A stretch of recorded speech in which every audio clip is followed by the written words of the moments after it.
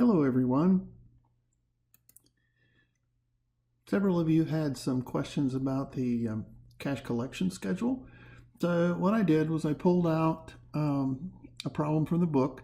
It's problem 8. It's problem 8-1. So you can catch that in the book. And so that's what this is up here. All I wanted to do was get you some base information so you could work with it. So we set it up as our basic template for cash collections. Okay, so there's a couple of things you need to know. One is what's the rate of collection? So up in the problem, they tell you that you got a 20%, 70%, and a 10% collection rate.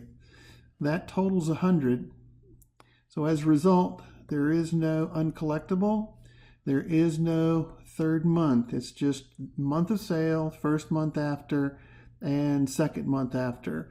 And so always check to make sure your percentages add to 100%. If they don't, then you probably have some uncollectible. Okay? So at that point, I would tell you that what the month that you're after is going to be June. So we're going to look for cash collections in June. The problem would have to specify that. So look for that first. For some reason didn't specify that in here. They also give you a lot more sales information than you need. So that's why I always start with the month that I'm asked for. So I start with June down here and say, well, what is that? That's a nothing. So anyway, I start with the June part. And at that point, I need to figure out, okay, how much do I collect and when? So the first question here is going to be, what are my credit sales for June? And that amount is $200,000. Can everybody find that? Okay, can everybody find that? It's up in the problem. It says $200,000. At that point, you go in and you put your percentages in. So I would do 20% here. I would do 70% that I'm going to collect in July. Why? Because July is the first month after June. And then I would collect that last 10% of June out here in August, because August is the second month after. When it comes to May, the credit sale was $500,000. And how much of that would I collect in June? June would be the first month after May. So I would get my 70% here. And that would leave me with 10% out here in July. Okay. And then in April, I've got 300,000.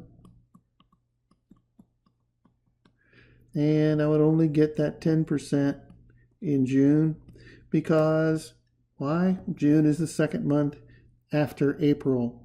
So that's your rates of collection. So 20, 70, 10 this way. And then you can turn it up this way, 20, 70, 10, and then fill in the other blanks. Okay? Any questions? Come talk to me.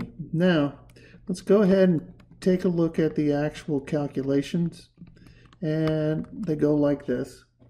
So credit sales, as I said,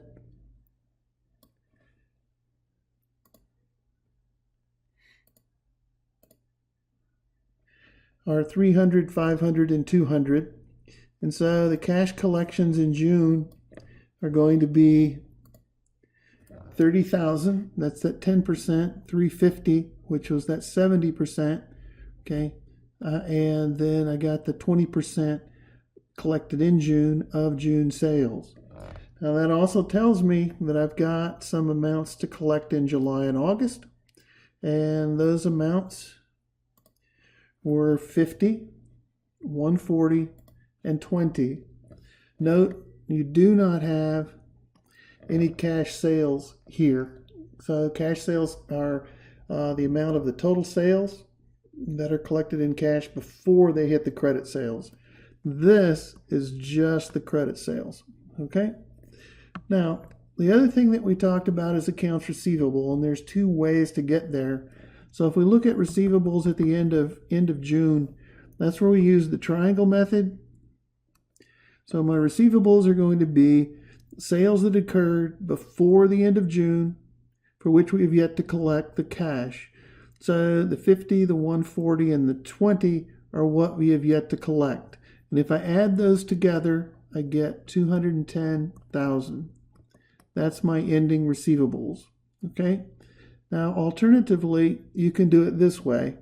May and June are the month, and remember, this is what I was saying, that sales that occurred for which we have not collected the cash. So at the end of June, uncollected June 30, I've still got 10% of May. Okay, so I've still got this 10% out here of May. Okay, and then I've got 80% of June, because in June I've only collected this 20%. So the rest of it is the 70 and the 10. So when I multiply these out, I get the 50, the 160, add them up, and I get the 210. So I can get this either way, okay? And that should hopefully clarify a little bit on how to do the cash collection schedule. So anyway, I hope that helps, and I will see you in class. Bye.